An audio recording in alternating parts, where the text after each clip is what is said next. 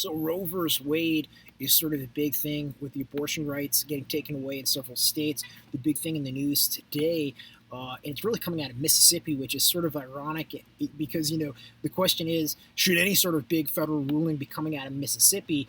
They're sort of antiquated on a lot of different things. To the South, there's a lot of urban poverty type issues that I'm not sure are aligned with the way things are everywhere else in America. So I think when we see these types of Supreme Court rulings, when we really look at the source, of where the case is originating from, and in this case, it's from the southeastern United States, from Mississippi, which is a beautiful state, honestly, but tremendous amounts of poverty there, and is that type of a ruling, you know, is it that type of a ruling coming from a state like that? Context is so important. I think whenever we're looking at, when we cite a case to try to determine the outcome of another case, in terms of legal type matters, context is really important. And just not even knowing much about this Roe versus Wade, this decision, just seeing all this stuff on Twitter, seeing Dick's Sporting Goods CEO is saying that we're going to, give up to $4,000 for people to go to another state. Obviously people can still go to another state to get an abortion, and I'm all for women's rights, I really am. But I'm also for like the personal responsibility and for protecting unborn children. So I don't really know how I would stand on that one. It's not really something. I'm not a woman, right? So I'm not ever going to be the person who's like, I'm not a chick, I'm not going to get pregnant. So I'm not going to be the one getting up on my pulpit on this particular issue or pretending to be the expert on this particular issue. But just zeroing in on that zeroing in on that origin state of Mississippi, how antiquated it is down there, the South, the poverty, and sort of the history of the African American people and oppression. You know what I mean? There at that location, I sort of just, I'm not really sure what effect that would have. I think, women can always just go to another state and figure out a solution for that issue. As it would relate to them.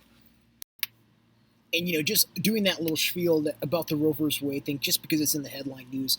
Again, not at all pretending to be the expert or the guy who's got the answers on this particular issue. But my biggest thing is what I was sort of saying with Mississippi is, should we be making big federal precedent suits on something that is very state specific? Mississippi might have, and that's basically what this is. It's basically giving the state of Mississippi the ability to restrict women's rights in terms of getting an abortion. And it is something that the state of Mississippi, obviously there's a lot of, beyond just having the history of being with the African American people and the oppression and slavery and all the urban issues down there with poverty and stuff like that, it's also a state with a lot of faith-based groups, and a lot of history and powerful legacies and traditions of the church, of all kinds of different churches in the South, and all the good that the church has brought towards the South, towards those communities, and towards people all across America.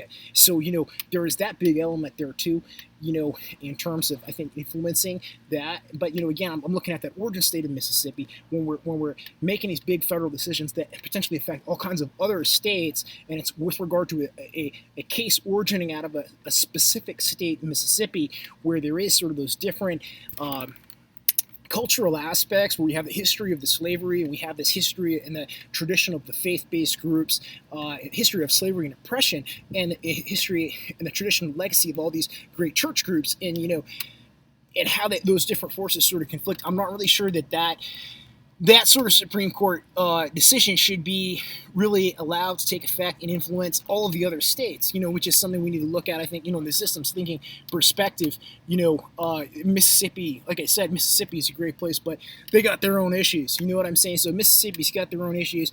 This case went down at a place that sort of has their own issues, and now it's going to be affecting, women, young women, in all kinds of other states across the country. So, I don't know. But I was saying how Mississippi is sort of a different place, and it really ties in also to when Rep. Don Young is still alive. I was sort of challenging him and Rep. Nkemba, I believe out of Mississippi, who was pushing this big childcare thing, trying to make childcare in the United States like schools, like make it like infrastructure like schools, and have this big federal funding, and sort of kill off the free market for childcare coming out of Mississippi. And I was really remarking even back then how different Mississippi is from, say, Alaska or from so many other states where Mississippi has their own issues in terms of those big urban places, or even maybe she was coming out of Georgia, but coming out of the southeastern United States, you know what I mean? So where there's those big urban centers, lots of poverty, whereas lots of other places don't have that tremendous, issues for like childcare that Georgia or Mississippi or those southeastern United States might have, almost like an overflowing population. So like for Alaska, it's great, in my opinion, was to have that sort of free market forces for childcare, the churches and the faith-based groups, and allow different businesses to go, and not have these big things like school federal funding, making it so it's like almost more of a socialist communist thing. Is what I was saying when Don Young was alive, when he was pushing that bill with Rep. Nakima out of Georgia. I was saying Mississippi, but Georgia and Mississippi are pretty close. Southeastern United States, you get my point. So it's sort of specific to the context of those locations. It's one of those things, and I was sort of fighting that. I was fighting that childcare thing and saying, "Oh, this is a socialist move." You know what I mean? And this is just something we don't need. We don't need more government. We need less government, right? When Don Young was alive, I was sort of pushing that angle against him. So this sort of really ties into it, though. So I'm still going to stand my ground on my initial thing with that childcare thing. I think this Roe versus Wade, overturn Roe versus Wade down in Mississippi, is the same sort of thing.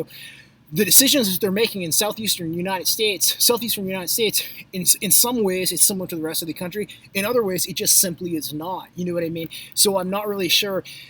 You know what I'm trying to say. So I'm not really sure that we should be, making these big decisions on something that's relates towards big urban issues that are coming out of big urban centers in southeastern United States, whether it's Georgia and a child care thing, or whether it's Mississippi and an abortion thing. If that makes sense, should that be influencing the rest of the country and the other states?